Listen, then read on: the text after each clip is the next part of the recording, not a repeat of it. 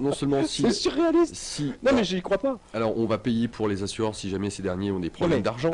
Mais c'est pas seulement ça, c'est en même temps, ça rajoute un petit peu à la sauce sur le fait que la France vient de braquer les retraites avec un fusil, 36 milliards de butin. Ça aussi, ça ne veut rien nous dire. Ah oui, non, mais ça, tu l'as pas vu dans la presse. Non, mais ça se rajoute en plus à ce que on vient de dire sur les crédits des faux swaps, donc à la France, crédit des faux swaps. Vas-y. Et on ne touchera jamais aux retraites, ça on l'avait dit, hein, mais bon, et ça aussi le gouvernement l'avait dit, hein, on ne touchera jamais aux retraites. La bonne nouvelle, c'est qu'un hold-up a eu lieu en plein jour et pas une ligne dans la presse française. Hein, pas une ligne. Et ça on l'apprend par George Coates dans le Financial News. Voilà. Les gestionnaires d'actifs auront la chance de mettre la main sur 36 milliards d'euros des fonds de réserve pour les retraites. The French Reserve Pension Fund. Après que le Parlement français ait passé une loi pour utiliser ces actifs pour payer les dettes de la sécurité sociale. Les fonds ont été transférés au CADES.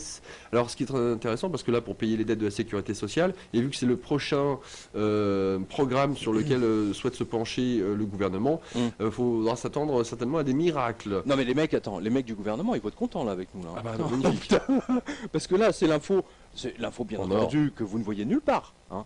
Mais là, en plus, c'est sur un site d'information financière ultra spécialisé. C'est un truc réservé uniquement aux gestionnaires de fonds de genre de truc, quoi. Donc on les balance littéralement, on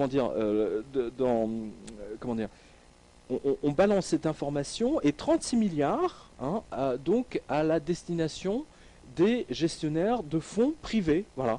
Et ça vient donc du fonds de réserve pour les retraites. C'est quand même absolument extraordinaire. Nous avons tous cotisé pendant toutes ces années pour, hein, je résume la chaîne des événements, hein, pour payer en fait les banquiers de Wall Street une fois de plus. Hein. Donc c'est vraiment quelque chose d'absolument extraordinaire. C'est absolument extraordinaire. Non mais c'est fascinant.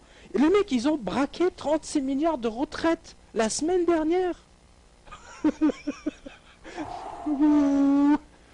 Ouais.